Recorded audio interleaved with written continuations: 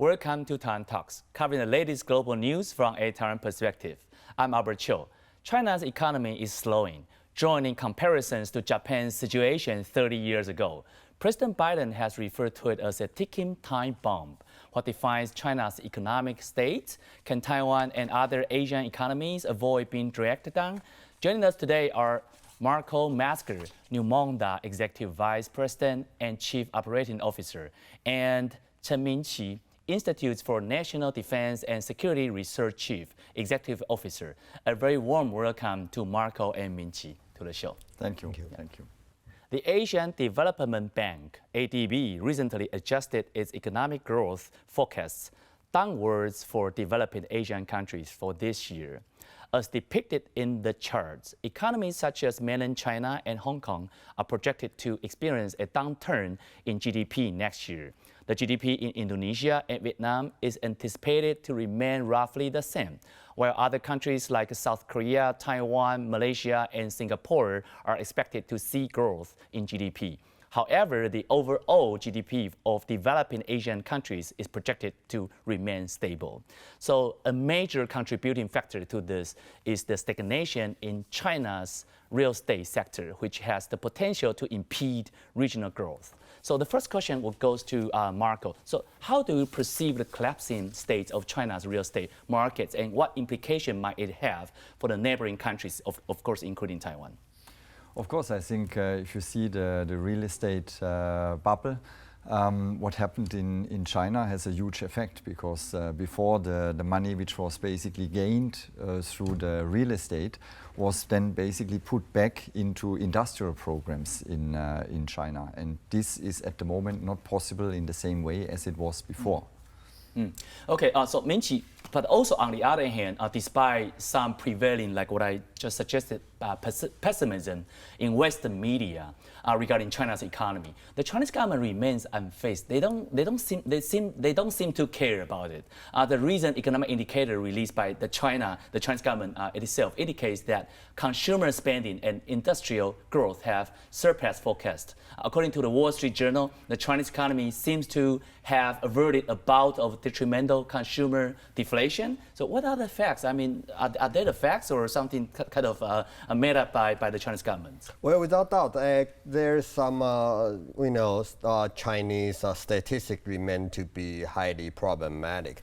So it's only nature for outside observer to have some doubt about is that real, the number? But even in a slow growing economy like Japan, it have many ups and downs, although it's trending down. So the Chinese August number seems to be okay, not particularly good. It's okay, especially in the CPI, the Consumer Price Index, has shared the trajectory of the July. It was going down. It's in the deflation territory. So in August number is 0.3 percentage, a little bit improved, but it still remain under the 2 percentage point considered healthy by economists. And summer travel, a little bit of tourism, eating out, they all contribute to the uplift of the current number, the CPI. But the PPI is more worrisome. What is more worrisome is the real estate market is not doing well. According to the same announcement, the August number, the home price fell in 52 of China's 70 major cities, up from the 49 in July. So the real estate market remained to be sluggish, so that caused a lot of concern. After all, that is a big chunk of the China's economy. It accounts for almost a quarter of China's GDP. So for that, it will also affect the neighboring countries, including, especially those who export a lot of material resource to China, the commodities, because the Chinese market is remained to be weak then the export market from the Southeast Asian country will be weak, and also from Latin America. And also sluggish demand of the home, we'll likely see the Chinese manufacturers sell excess production elsewhere. They will sort of compete with Southeast Asian countries. But Taiwan, South Korea, Singapore remain to be, I think, better. They are better off because they sort of have already in the process of de-risking or decoupling from the Chinese economy. So that's why they partially explain why we see the Asian Development Bank's number. Well, I also wonder, is the real estate in China remains as a key? As you mentioned, the number in August seems to be okay. Number one, the question from me is that does that mean the situation becomes a little bit better, or at least not deteriorating continuously? Or you think that in the long run, it's still It's a halt of the decline. But we don't know, it's just pause for a while. Okay. It will continue its decline, or that is speak for a wider trend. Governments start to take the sluggish real estate market seriously and have a lot of stimulus policy there.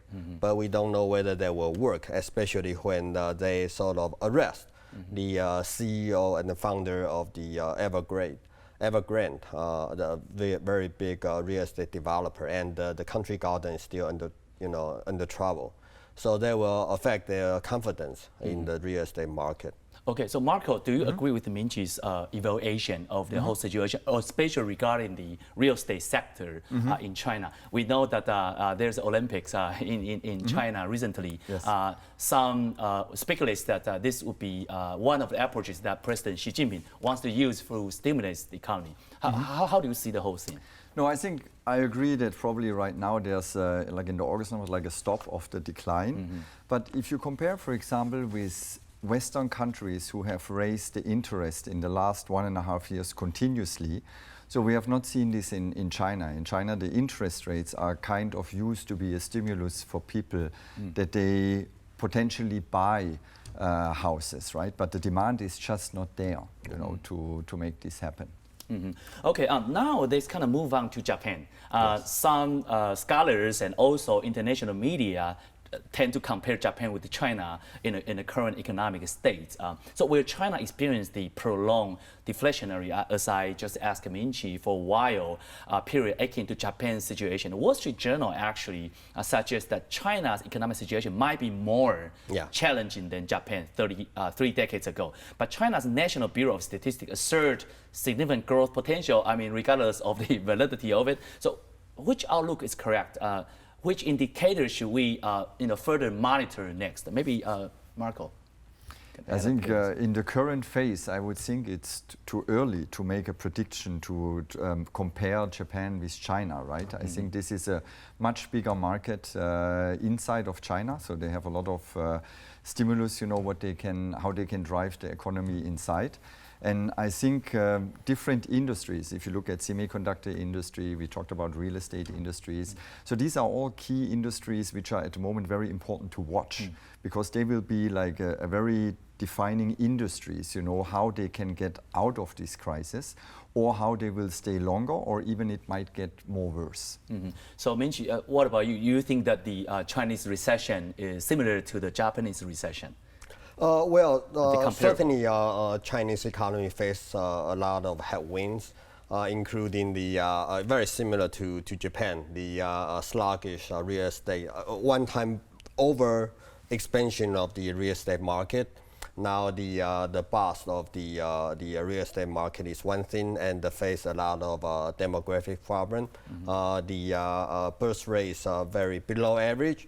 And the aging population, all this sounds very similar to Japan. But according to one Nobel laureate, Paul Krugman, said that it will be even worse than that. We don't know. How even worse? How? Because at Japan, when it faced this kind of problem, real estate problem plus the demographic crisis, it was at the $30,000 US per capita income level. But now China is lower first. Secondly, the youth unemployment rate seems to be higher. And not to mention that China faces a lot of geopolitical challenges. And fourth is about the political system. It's now centralized the decision making all in one person's hand. That is so it's the policy is up to him. It's no deliberation. No, probably less debate than the previous era. So I think that doesn't really spell good. But as Marco mentioned, that one data point doesn't indicate a trend. We will need a longer time to predict and to say. And even Paul Krugman admit that he has many times get China wrong, but we don't know whether this time he will get China. It seems to be like there are so many medias begin to talk about the lost decades of Japan and will China being very similar to what Japan has faced the last decades.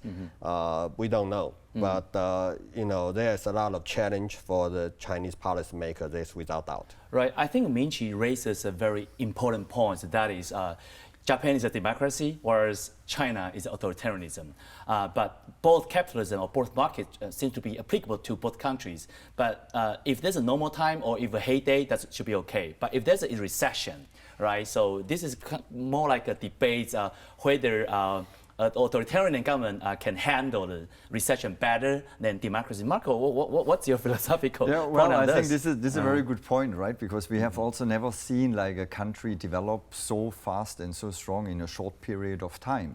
So now we see the first time how is it really dealing with a crisis with this extent. I mean, you mentioned some of the real estate companies, right? These were the heroes before, right? They were building a lot of houses, where the stars also in the stock market or in the investments. And now it turns out that this all collapse. And so it's a big question because you have people who basically invest and the dream was to have a house and the evaluation is not going up anymore. So a part of this dream is basically, let's say it's a halt, if not even crashing down to a very hard reality for individuals there.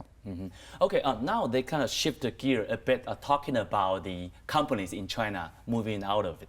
The shift of many Western companies, especially relocating from China to seek alternative production and consumption destinations, reduce the concerns about the economic recession in China for the developed world. The question might be very tricky in this way compared to when China's economy was more closely tied to advanced economies through Western manufacturing sectors and a sizable consumer market for Western products. I mean, it used to be that disconnecting or this linking to China was a bad thing for the Western companies, but now it seems to be a good thing. Do you agree with this kind of assessment, Marco? Well, I think if you look into the geopolitical shifting right now, right, I think it's definitely better now that we have a more balanced supply chain for everybody, right? So we go more to Southeast Asia, we go to Thailand, Vietnam, we go to Malaysia, to other areas to have not all the factories in one place, right? I mean, even Taiwan has got a lot of factories basically back to come here to Taiwan. And this is for companies, right? So when I see from a business perspective, very important that you have a bigger balance. And of course, this has an impact also on China itself, because before everything was almost manufactured there, and now China. You have like a more competition that governments giving subsidies, they are trying to get companies in, so you have a more diversified supply chain. This doesn't mean always that it's good for the customer at the end, because you have to pay also a certain price, and this will be also very interesting to see how the Western world can adapt to that. Right,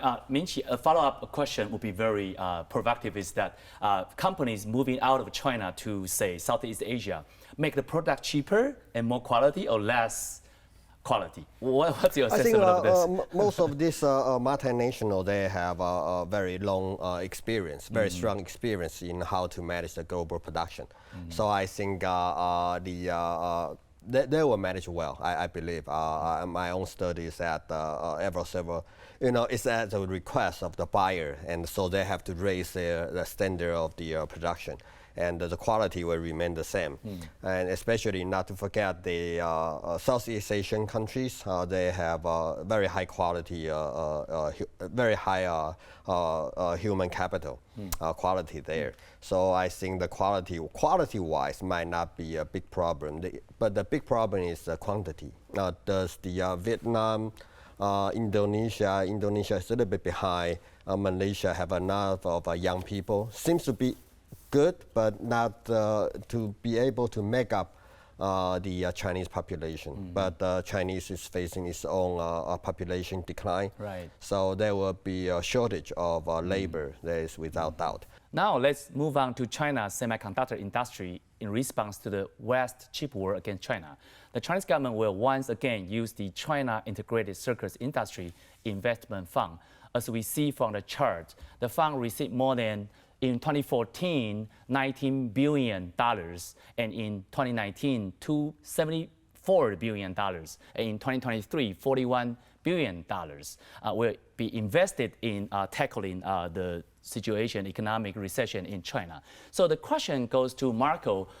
Market analysts suggest that if China's economy is to rise from the bottom, semiconductor will be a major focus. As we just saw, the fund will be invested in developing semiconductors. So do you think that this fund can effectively rescue the Chinese economy? I don't think so that the semiconductor alone can rescue the China economy, right? So they are definitely an important factor. And I think that's why the government is putting money in, because they also have to, because of the geopolitics. But it will not save the economy. Okay, so what about you, Ming-chi? Do you think that to put a lot of big dollars into there would change the situation in China? Well, the Xi Jinping's thinking is always about it takes the whole country, 举国体制, and he believes very much so.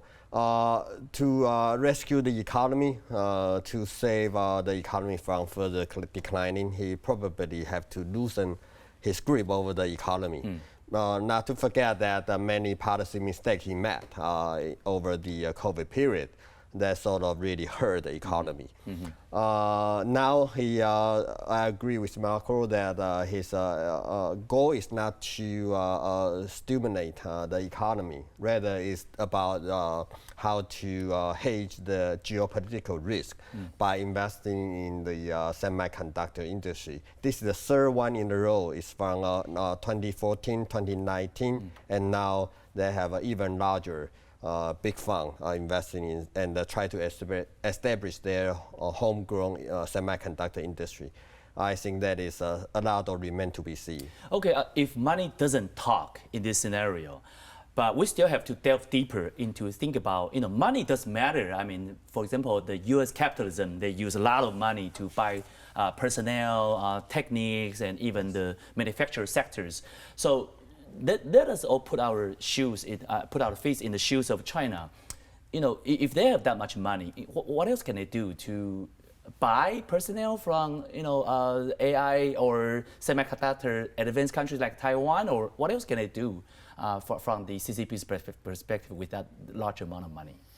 Well, I would say that the money, yes, it sounds like a lot of money, but if you think about a fab, like a TSMC fab, a new fab is $15 billion. So you can buy maybe 2-3 fabs, but then you have only one area of the ecosystem. If you think about semiconductor has up to 700 process steps in between. There's many companies who basically play a role, right? So you have Europeans like ASML who has like lithography machines. You have Applied Materials, American machines. So you have in Taiwan, you have basically TSMC who is like the foundry. So it's a very collaborated and connected world. And I think as Professor mentioned, the stimulus or the money what is basically paid right now is that China is kind of self-sufficient, right? So they try to build up a system that they go around the geopolitical restrictions because they are not allowed to buy certain equipment. So they will focus on developing in this in-house because a lot of opportunities like this takeovers or basically getting talents into the country, this is definitely has become quite challenging because of the sanctions from the USA. All right, so the limitation on the accessibility to equipment and also crucial technology. So Ming-chi, So what else can CCP do if they want to kind of break the containment of this U.S. kind of led coalition in semiconductor history? Well, the first thing, of course, you have to reduce your geopolitical risk. If you keep on adopt a very confrontational gesture to the democracies led by the U.S., then as the largest owner of intellectual property right, it will not allow China to do so. I think every time Xi Jinping believes in his statist model, try by investing a lot of money, he thinks that he can make a breakthrough in the semiconductor industry as well as its economy. But the real problem lay with his model. The model is that it's more and more sort of concentrate all the power, decision-making power in one single person. That is highly dangerous. And also, I think I agree with Marco that semiconductor industry, for it to be a feasible and viable sector, it requires an ecosystem. It's not one country alone cannot achieve that. So I think being more friendly, more open to the outside world, that is the key to build its own homegrown manufacturing capability. But I think every time Xi Jinping adopt, the opposite, the policy on the opposite side, is sort of more inward looking, more sort of confrontational with the outside world. I think that is counterproductive. Okay, we just remember as in a chart just early on that there are two funds, right? 2014 and 2019, and now 2023. Yeah. As you guys understand, any kind of difference between this fund and also the previous two? Yes, Marco? yes. So I think, first of all, I think China has also gone through a learning curve, right? So if you think about the first fund, what they have done was focusing mainly on semiconductor manufacturing and on design. There has been numerous reports, how many money was basically gone during this period. This was the first time that this is done. And I think the government learned out of this. There have been many people have been also arrested during this time. And I think over 10,000 design companies basically collapsed also during COVID, right? So they were not able to sustain. Then the second round came, so with also still like the focus like design, started already a little bit with equipment. And now the last one is focusing mainly on equipment, semiconductor equipment, on design and on EDA. These are basically is the software, is the tool. There are companies like Cadence, Synopsys. They are basically the software to generate or to create a chip. And I think China tries also to build up companies who are able to do this in order to be self-sufficient, right? So that they would be able to have this in-house. So there has been a little bit a learning curve and also a shift. I think the learning curve they probably didn't expect because they were hoping the first fund they give this in and then it getting prosperous, but that was not the case. So then the second time they have some more restrictions and even the third time even more restricted. I mean, even if you go to the Star Exchange, semiconductor companies now, they need to make profit. You cannot have a loss and go to the stock market there anymore. So there are some measurements where the government wants to make sure that the money is not getting wasted or disappear. So self-sufficiency, as you mentioned, I think that's very crucial to understand the mentality of the CCP regarding semiconductor. So, I wonder what's the European countries thinking, for example, France and Germany. I know that they're not as tough as the United States in terms of this issue, but regarding the official attitudes of the European governments, as you understand, what do they do? I think, first of all, I think at the moment, every country somehow wants to be self-sufficient in semiconductor, and that's a dream. It's not possible, not for the US. The company, or let's say the country, the area which comes the closest to it is Taiwan, because Taiwan has built up this via ITRI for decades, right? And even for you here, you don't have lithography machines, right? This comes from Europe.